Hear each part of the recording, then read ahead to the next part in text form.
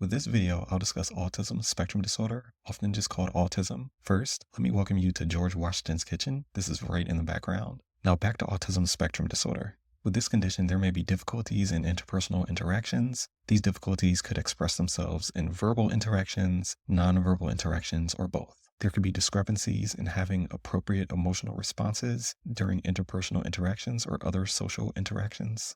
Their affect may be completely different from their discussant. So their discussant may be smiling while they're having a discussion, and that other person may have a flat, unyielding affect. They may fall outside of the societal norm as it relates to verbal exchanges and nonverbal exchanges. Examples of nonverbal exchanges could be how they're emotionally appearing or responding in that discussion, their body language, how they're positioning their body, the nonverbal cues, or not understanding which nonverbal cues they should use in a specific situation. They may have difficulty comprehending, establishing, or keeping interpersonal relationships, or they could be completely uninterested in connecting with others. In some instances, they may not even understand the purpose or meaning of interpersonal relationships or interpersonal interactions. Now that I've discussed the difficulties related to verbal and nonverbal interactions, next I want to discuss the behavioral patterns or interests that may appear to be highly focused. They may have a lack of care for other interests, hobbies, or activities. The outside observer may view their actions, behaviors,